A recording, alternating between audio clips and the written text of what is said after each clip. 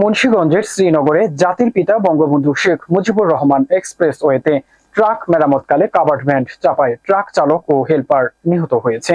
মুন্সিগঞ্জ নিজস্ব প্রতিনিধি কাইয়ুম মাইজ ভান্ডারীর প্রতিবেদনে দেখুন বিস্তারিত।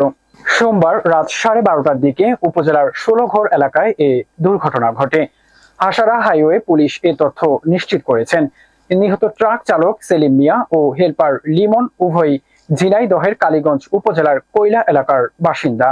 হাইওয়ে পুলিশ ও স্থানীয় সূত্রে জানা যায়, উপজেলার 16 সংলগ্ন ঢাকা থেকে মাওয়ামুখী মহাসড়কে রাত 12:30টার দিকে ঢাকা মেট্রো ট 209680 হঠাৎ চাকা লিক হলে চালক সেলিম মিয়া ও হেলপার লিমন ট্রাক মেরামতকালে মাওয়াগামী একটি কাভার্ড ভ্যানের চালক বেপরোয়া ও দ্রুতগতি কাভার্ড ভ্যান চালিয়ে ট্রাক চালক ও হেলপারকে চাপা দেয়। এতে ঘটনাস্থলেই ট্রাক চালকের মৃত্যু হয়।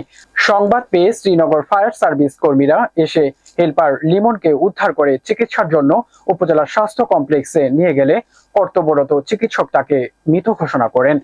হাসারা হাইওয়ে থানার ভারপ্রাপ্ত কর্মকর্তা কৃষ্ণ কুমার সিং জানান, খবর পেয়ে ঘটনাস্থলে পৌঁছে চালকের লাশ উদ্ধার করা হয়। এরপর ফায়ার সার্ভিসের কর্মীদের সহযোগিতায় হেলপারকে উপজেলা স্বাস্থ্য কমপ্লেক্সে নিয়ে গেলে চিকিৎসক তাকেও মৃত ঘোষণা করেন। ঘাতক কাভার্ড ভ্যান ও দুর্ঘটনা কবলিত ট্রাক থানা হেফাজতে আছে। আইনগত ব্যবস্থা প্রক্রিয়াধীন।